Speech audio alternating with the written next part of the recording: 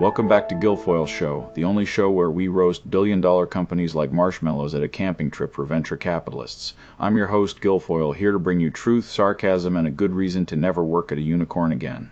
So, what's today's spicy upload from the simulation? Apparently, a little startup called Surge AI, yes, Surge, not surge pricing, has done the unthinkable. They've made more money than Scale AI last year. Meanwhile, Scale AI, the golden goose Meta, lovingly shoved $500 million into like a toddler jamming Lego pieces where they don't belong, trails behind like a LLM trained exclusively on Craigslist posts. Surge AI, led by Edwin Chen, just quietly sprinted past Scale AI, while Meta bought 49% of Scale AI's stock, presumably for synergy. And by synergy, I mean watching someone else make more money with less effort. Now let's talk about this. Surge AI is like that kid in high school who aced the SAT, got into Stanford, and still made time to start a YouTube channel about quantum physics, while you were out there trying to Google what is ROI on your third failed startup. And Scale AI, they're the varsity quarterback whose dad, I mean Meta, paid for private training, 3 coaches, and a documentary crew, only to be outscored by the quiet kid with a free Duolingo subscription and a garage Wi-Fi router.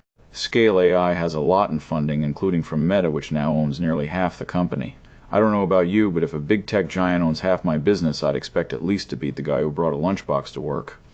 Surge AI? No VC, no blitz scale growth tech, just, revenue. Remember revenue? That cute little metric people used before SoftBank taught us money was just a vibe. Let's take a moment for the irony. Meta poured hundreds of millions into Scale AI for, wait for it, labeling data, which is hilarious because Meta already has billions of users who freely label their lives every day. Congrats, Zuck, you just funded a startup to organize data you already stole. But Surge AI? They just built a better product, focused on quality, maybe hired people who know what a sentence is, radical stuff, and now they're making money like it's 2011 and SaaS still meant something. It's like watching someone win Formula One in a Toyota Corolla, while everyone else is still trying to assemble a Tesla Roadster on stage at TechCrunch Disrupt. And here's the kicker. Surge AI's founder, Edwin Chen, used to work at, wait for it, Google, Microsoft, and Twitter. So basically, he escaped 3 burning buildings, took all the blueprints, and built a fireproof house. Meanwhile, Scale AI is still yelling, we're pre-profitable, but pre-profit is just a state of mind. Look, I get it. VCs want scale, founders want exits, but Surge AI is proving something uncomfortable. Maybe you don't need hundreds of millions of dollars to build something valuable. Maybe you just need a plan.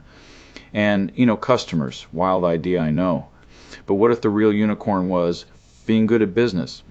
So here's your takeaway. In 2024, a bootstrapped startup with a decent product and some scrappy execution just beat a VC-backed juggernaut. It's like showing up to the Met Gala in Target sweats and still getting named Best Dressed. Welcome to the era of anti-hype. Surge AI didn't need influencers, fundraisers, or a 17-slide mural board full of North Star metrics. They just shipped. And as for Scale AI, well, they've got millions of reasons to update their pitch deck, and maybe one to delete it altogether.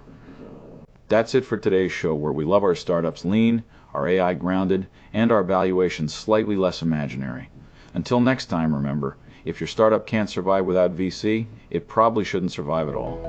Peace, power, and profitable APIs, folks.